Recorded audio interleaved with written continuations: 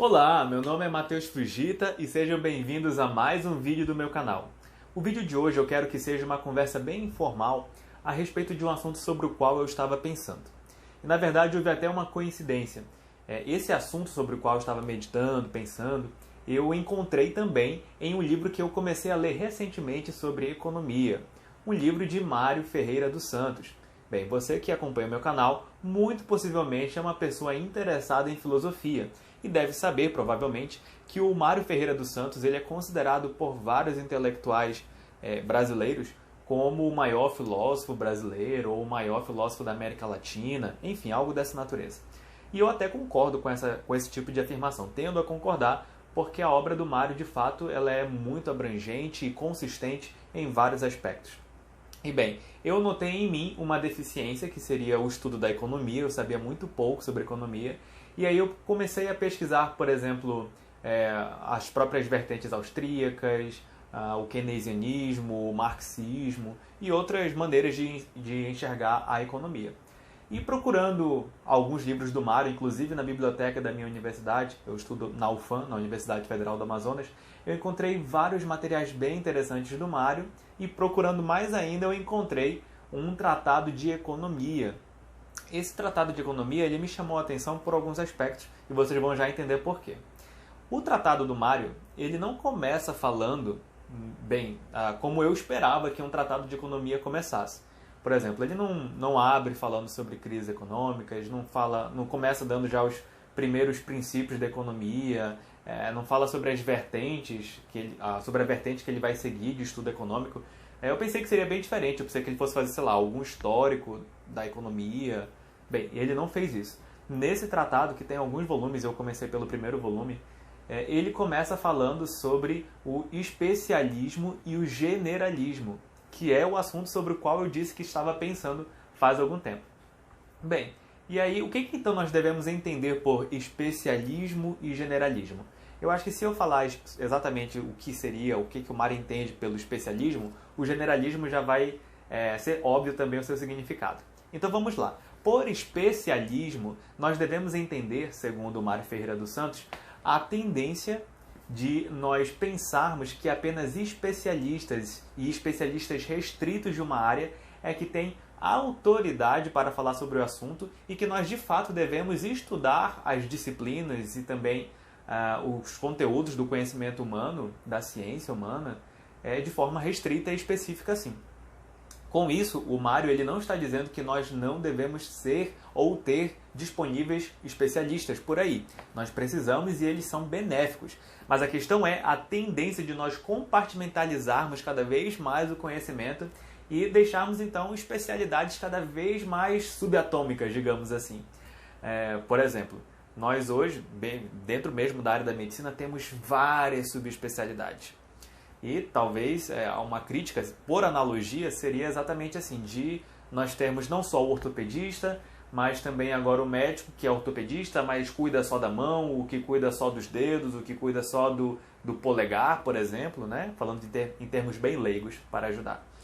Então o Mário ele critica um pouco essa visão que é especialista no sentido de especialismo, certo? É claro que nós devemos nos aprofundar em temas que nós achamos mais pertinentes, é claro, mas ele se contrapõe a essa tendência de individualizar cada vez mais, de separar cada vez mais.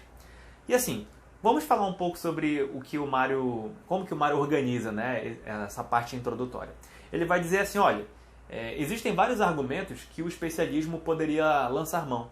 Por exemplo, o especialismo poderia dizer que na antiguidade era muito comum ou mais fácil você ter pessoas de mente enciclopédica, porque o conhecimento não era tão amplo quanto na atualidade. Hoje nós já temos acumulado e registrado muito mais conhecimento do que nos tempos antigos. O que nos faria entender que hoje precisamos muito mais de especialistas no passado. É isso que diz o especialismo. Bem, o Mário ele se opõe a isso, porque ele mesmo se considera um generalista, no sentido de ele ter escrito sobre muitos assuntos. E é verdade, o Mário Ferreira dos Santos escreveu sobre economia, sobre psicologia, sobre epistemologia, sobre lógica, sobre história, política, religião. Então, de fato, ele abarca com profundidade vários desses temas. E aí ele se questiona, por que será que o especialismo está, então, tão ganhando tantos adeptos. Então é uma coisa sobre a qual ele reflete. E, novamente, isso não quer dizer que ele é contra a existência de especialistas, mas essa tendência de nós compartimentalizarmos o conhecimento. Bem, e aí ele vai até dizer que na história da filosofia toda nós tivemos pensadores generalistas e que tinham interesse em vários campos do conhecimento. Vamos pensar, por exemplo, em Aristóteles. Aristóteles, o filósofo que nós estamos inclusive estudando aqui no meu canal. Aristóteles escreveu o livro sobre ética, sobre metafísica. Lembrando que o livro de metafísica que a gente tem hoje é uma compilação de 14 livros. Ele tinha livros sobre política, ele tinha livros sobre os mais diversos assuntos, sobre cosmologia, biologia. Então, lembrando, né, Aristóteles foi muito possivelmente o pai do zoológico. Então ele tinha muita bagagem intelectual sobre muitos assuntos. Platão também era assim, Immanuel Kant, Leibniz, todos eles são filósofos de alto calibre e que têm um repertório muito vasto. Kant tem a sua crítica pura, né, a crítica da razão pura, ele tem ensaios e artigos e livros sobre os mais diversos temas que envolvem religião, ética, bem, é muita coisa. E aí, então, o Mário ele se pergunta, por que nós devemos pensar hoje que as pessoas têm que se especializar em uma área apenas e que elas vão ser cada vez mais bem-sucedidas se ficarem apenas no seu mundo? Ele está se opondo justamente a isso. E eu fiquei pensando no assunto, eu poderia, né, já ter começado explicando isso, mas por que eu comecei a pensar sobre esse assunto? Eu não pensei assim como o Mário organizou, né? Ele já tinha refletido muito mais do que eu, colocou em nomenclaturas como especialismo, generalismo. Mas é porque eu fiquei refletindo que isso de fato é uma tendência. É uma tendência de nós pensarmos que a autoridade de fato é o especialista. E aí eu fiquei pensando sobre a necessidade de uma pessoa que conheça, por exemplo, todos os comentários sobre um determinado autor, que esteja lendo todos os artigos publicados sobre o assunto e que não saia dali. Porque você ter um conhecimento vasto sobre uma área em si não é ruim, mas você praticamente defender que essa é a única maneira de a pessoa ter autoridade sobre o assunto, como se, por exemplo, uma pessoa que tenha escrito enciclopédias ou compêndios mais abrangentes sobre aquele tema, não possa também opinar. E é muito possível de você conhecer uma pessoa que conheça muitas áreas do conhecimento ao mesmo tempo. Eu, por exemplo, tenho 3 amigos em especial que eu tenho certeza de que tem essa memória, essa capacidade enciclopédica de conhecer muito sobre diversos autores em vários temas, em várias áreas. Bem, mas lembrando, o Mário, obviamente, como eu já falei, não se opõe a que nós nos aprofundemos. Tanto que ele dá alguns exemplos para isso ficar mais palpável, né? Um pouco mais claro, mais didático. Por exemplo, nós poderíamos pensar na área da geometria. A geometria, ela estuda as formas e as figuras geométricas de maneira quantitativa. Ao passo que os corpos são estudados de maneira real mesmo na cosmologia, né? Para utilizar bem o vocabulário do Mário Ferreira. E aí ele diz que você estudar a geometria em si, ficar apenas nos aspectos mais abstratos dos objetos, né, abstratos, que seriam no caso os números em questão, isso poderia levar a uma certa inutilidade do conteúdo, porque de que adianta você ter uma abstração tão grande, um conhecimento tão grande sobre isso, se você não pode aplicar à realidade. Então, ele acha que essa tendência especialista acaba isolando conhecimentos no lugar de conectá-los. Percebe a diferença? Então, uma pessoa que estuda, por exemplo, o médico, ele obviamente pode ter a sua residência, ele pode ser um médico especialista, cardiologista, mas ele precisa ser um bom clínico, e é mais ou menos essa a ideia do Mário Ferreira dos Santos. Ele dá, por exemplo, um caso concreto para você analisar isso na história da filosofia, que é o próprio caso de Tomás de Aquino. Porque assim, embora Tomás de Aquino de fato ele tenha tido muita ajuda da tradição da igreja, de saber de cor muitas partes da escritura e ter tido acesso aos neoplatônicos, a estudiosos de Platão, defensores da doutrina platônica, por ele mesmo também adotar alguns aspectos da doutrina platônica, apesar de tudo isso, ele não precisou ler, como hoje se prega, todos os comentaristas sobre o assunto, por exemplo, hoje de Platão. Assim, hoje nós temos uma tradição analítica que estuda Platão, uma tradição da filosofia continental que estuda Platão, nós temos os neoplatônicos em si, Então, alguém poderia imaginar hoje, com essa tendência do especialismo, que a pessoa precisa perpassar e percorrer todas as exegeses, todos os livros, todos os compêndios e todo o material disponível sobre aquela área específica e se privar das outras coisas, porque afinal ela se dedicou a ser um especialista no assunto. Isso é um pouco perigoso para o Mário Ferreira.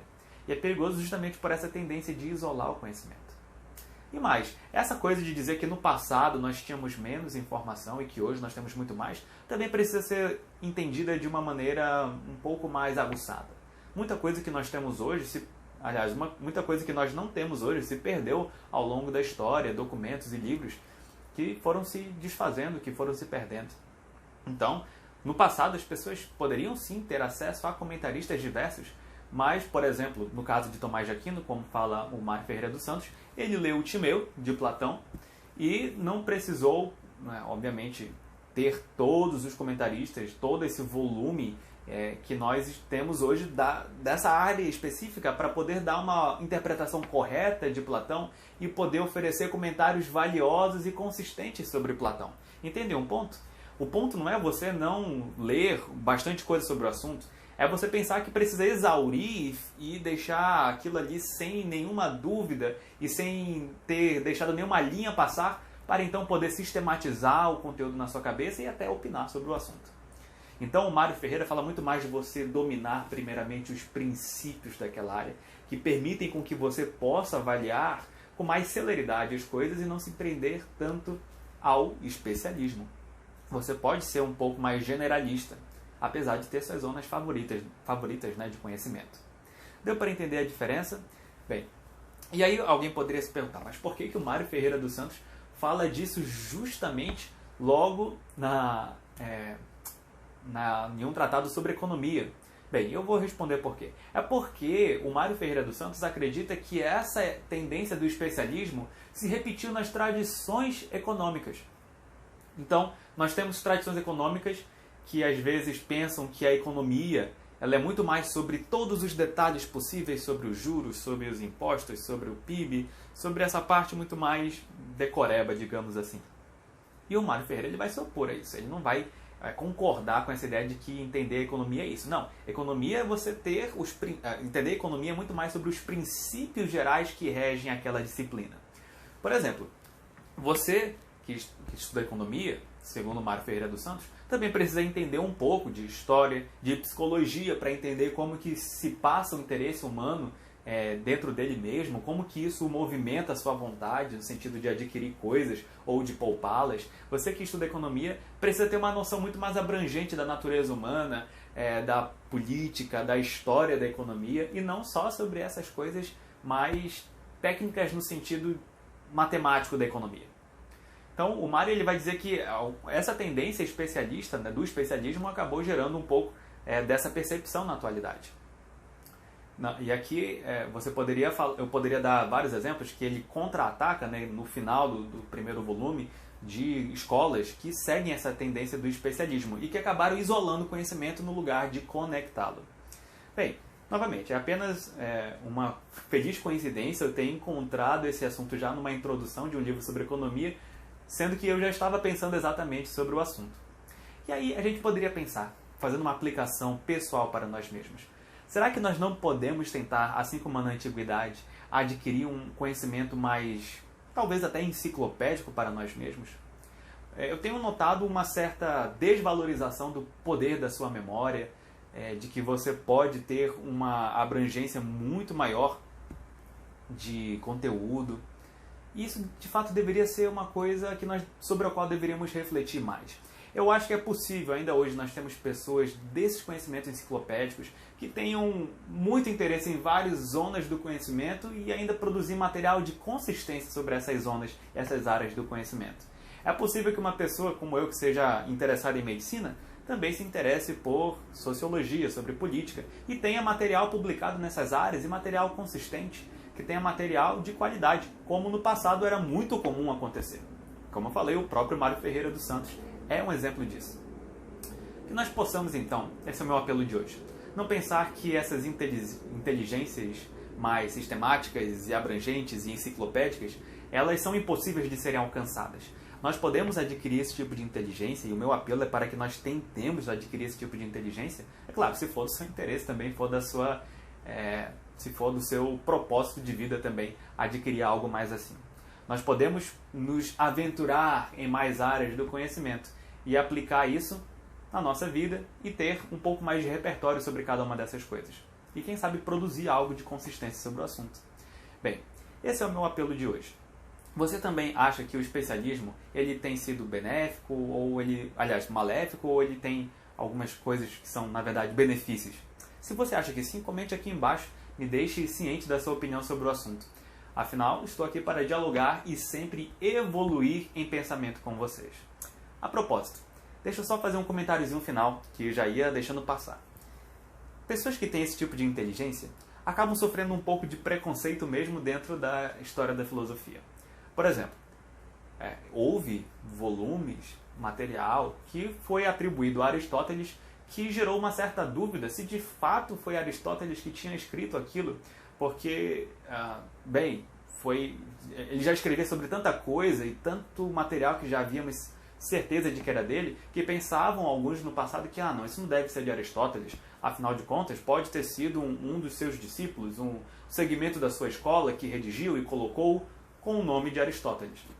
Bem, esse é apenas um problema que a tendência do especialismo pode fazer na análise da história. Nós podemos pensar assim que homens de calibre tiveram disposição e vontade de estudar bastante para dominar mais áreas do conhecimento e tentar conectá-las. Então, novamente, esse é o meu apelo, espero que nós lutemos contra essa tendência do especialismo. E se você discorda do que eu estou falando, comente aqui embaixo, deixe saber sua opinião e vamos conversar, tudo bem? Bem, esse foi o vídeo de hoje e espero que todos tenham um forte abraço. Até mais!